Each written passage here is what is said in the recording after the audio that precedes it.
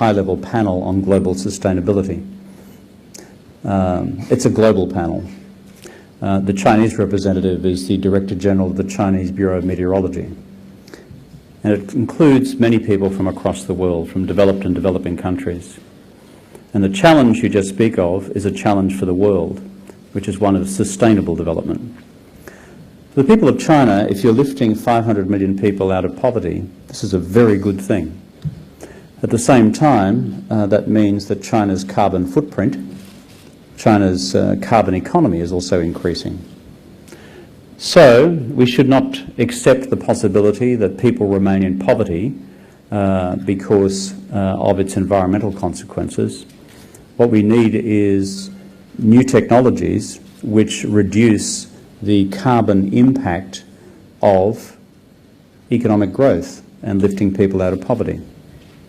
One of the exciting things in China is that you have such a large national government investment program in clean and renewable energy. I see this happening right across the country. You have solar cities in China which are dedicated purely to renewable energy. Obviously, these things start small and they get bigger.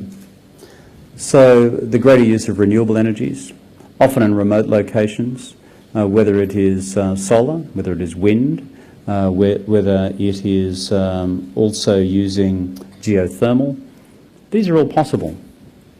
Of course, the other thing is this: to make those renewable energies more attractive in an economy, we have to properly put a price on carbon.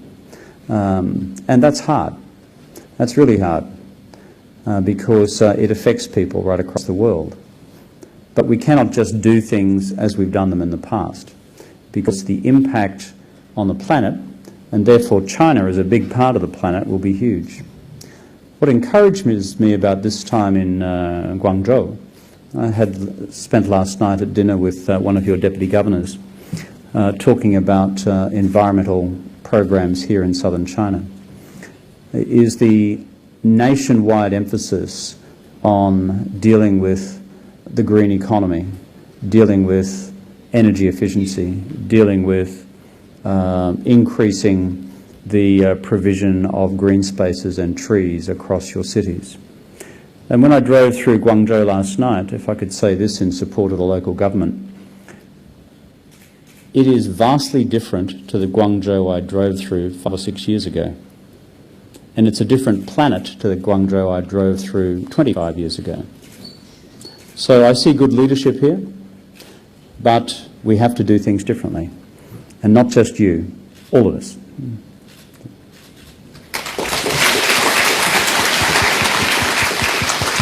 Last questions. 最后一个问题，我们后边中部同学吧。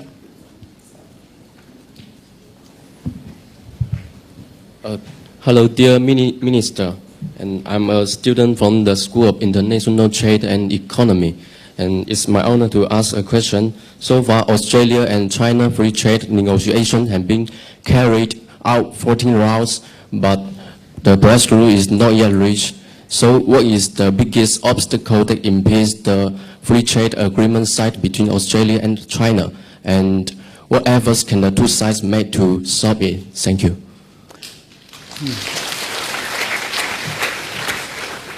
My answer to your question will be like the answer to the young woman who asked me a question about finding enough money to buy a house as soon as they graduate from university.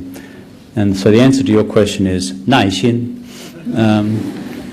And why must we be patient? These are complex negotiations. Australia is an economy of about 1.3 trillion US dollars. This economy is now in China more than 5 trillion US dollars. So the two economies are working out how we can make this work.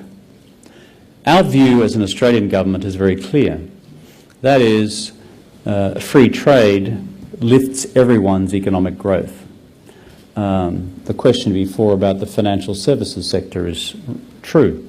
If we reduce all the barriers to trade in the financial services sector, I believe we'll grow our economies much more quickly and in a way which is much cleaner than some of the other growth patterns for the economy as well. Therefore, we need to have patience. Both sets of negotiators are working very hard. It has taken a long time. Both political leaders in Australia and China are committed to making this work, but it's going to take a little while yet. You'll be not surprised to know that I will not at this university go into the detail of the negotiations. But as I think we say in Chinese, we also need a bit of rang bu on both sides. And we have a bit of rang bu on both sides, you can always come up with a result. But I'm confident that we will get there. It's just a hard negotiation because we want this to be a quality free trade agreement, not just one on paper, but one which has real economic substance. Thank you. 好，我们提问就到这里了。因为陆克文外长的工作议程非常的忙，那么今天呢，在他繁忙的工作安排之余，到我们学校做了题为“中澳贸易关系与经济”的精彩演讲。那么在他的演讲中，首先呢，陆克文外长用他从1984年以来，一共是25多年，100多次到中国来访问，所见证中国发生的变化。